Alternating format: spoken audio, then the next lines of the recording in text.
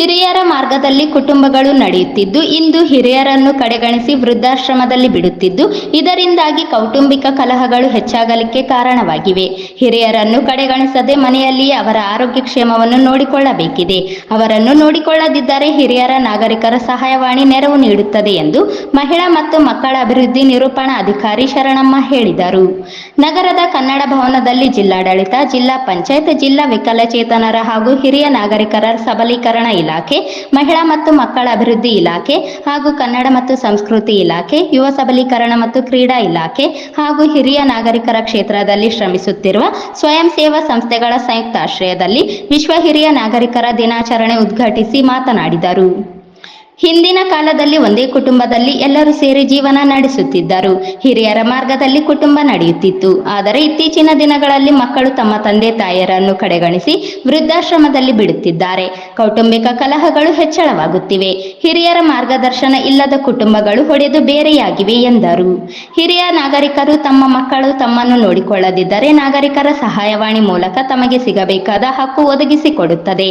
ತಮ್ಮ ಯಾವುದೇ ಸಮಸ್ಯೆಗಳಿದ್ದಲ್ಲಿ ಬಗೆಹರಿಸಿಕೊಳ್ಳಬಹುದಾಗಿದೆ ಎಂದು ತಿಳಿಸಿದರು.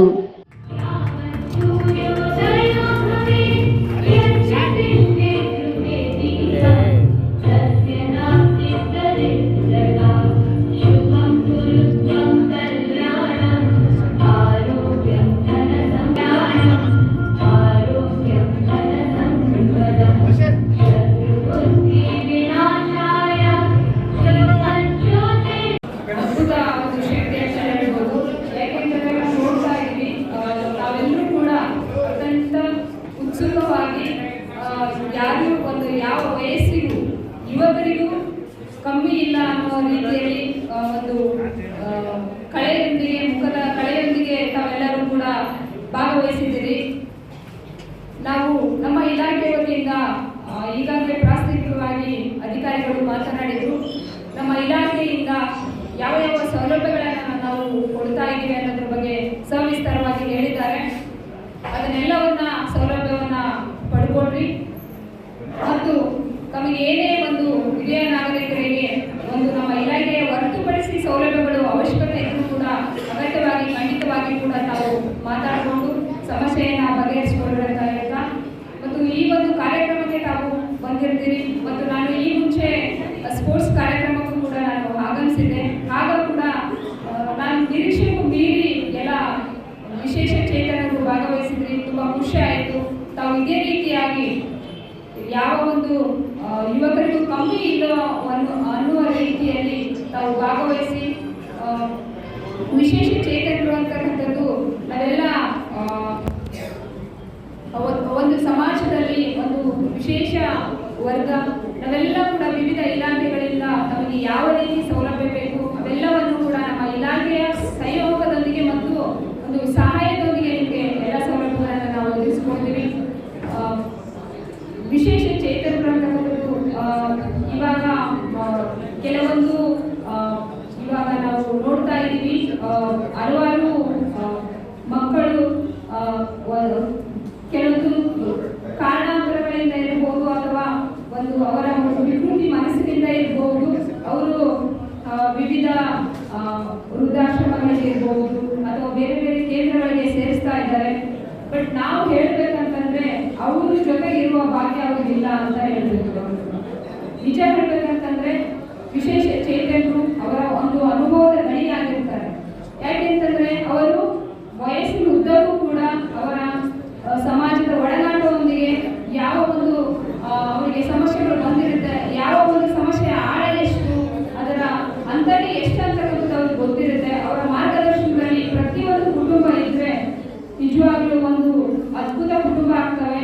ಯಾಕೆ ಅಂತಂದ್ರೆ ಇವಾಗ ನೋಡ್ತಾ ಇದ್ದೀವಿ ವಿವಿಧ ಸಮಸ್ಯೆಗಳು ಕುಟುಂಬದಲ್ಲಿ ಇರ್ಬೋದು, ನೈತಿಕ ಮೌಲ್ಯಗಳ ಕುಸಿತ ಆಗ್ತಾ ಇದೆ ಮತ್ತು ಮಕ್ಕಳಲ್ಲಿ ಕೂಡ ವಿವಿಧ ರೀತಿಯ ಒಂದು ನೈತಿಕ ಶಿಕ್ಷಣದ ಕೊರತೆ ಆಗ್ತಿದೆ. ಅದಕ್ಕೆ ಕಾರಣ ಅಂತಂದ್ರೆ ಹಿರಿಯ ಜೀವಿಗಳ ಮಾರ್ಗದರ್ಶನ ಆ ಕುಟುಂಬದಲ್ಲಿ ಕೊರತೆ ಆಗಿರ್ಬೋದು ಅನ್ನೋದನ್ನ ನಾವು ನೋಡ್ತೀವಿ.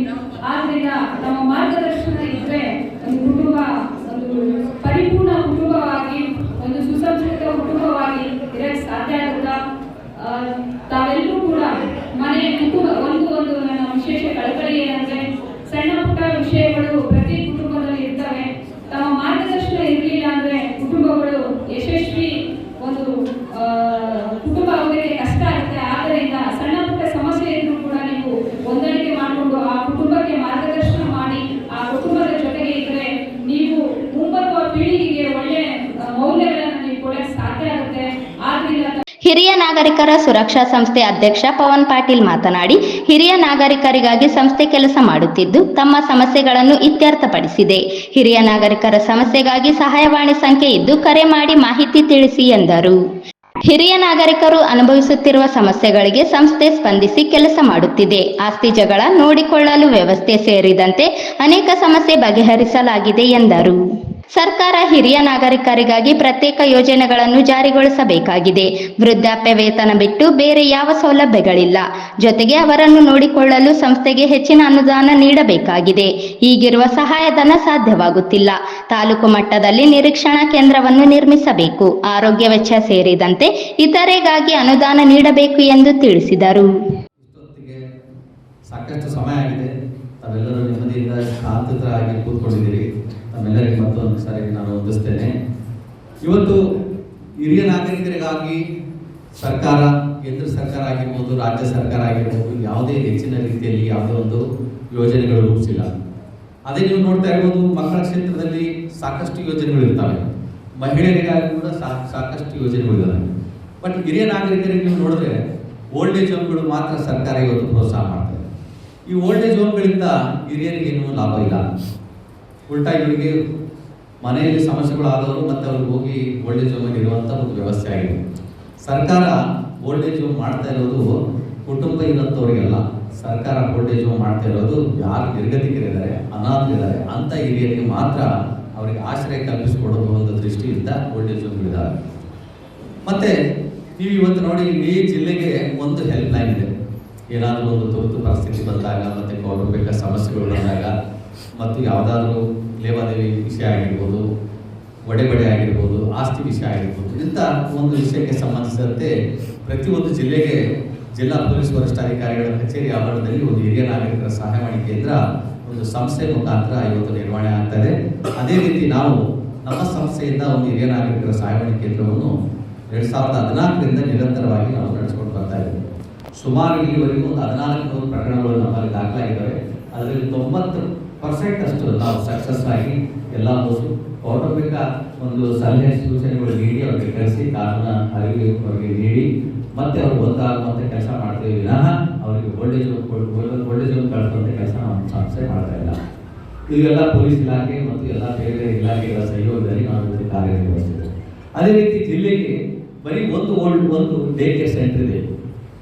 ತಾಲೂಕಿಗೆ ಒಂದು ಡೇ ಕೇರ್ ಸೆಂಟರ್ ಕೊಟ್ಟು ಸದ್ಯ ಕಡಿಮೆ. ಈಗ ಇರುವಂಥ ಡೇ ಕೇರ್ ಸೆಂಟರ್ ಇದೆ ಭಾಳಷ್ಟು ಯೋಜನೆ ಇದೆ. ಭಾಳಷ್ಟು ಹಿರಿಯ ನಾಗರಿಕರಿಗೆ ಏನಪ್ಪ ಎಷ್ಟು ಯೋಜನೆಗಳಿರ್ಬೋದು ಹಿರಿಯ ನಾಗರಿಕರಿಗೆ ಅಂತ ಒಂದು ಕನ್ಫ್ಯೂಷನ್ ಇರ್ತದೆ.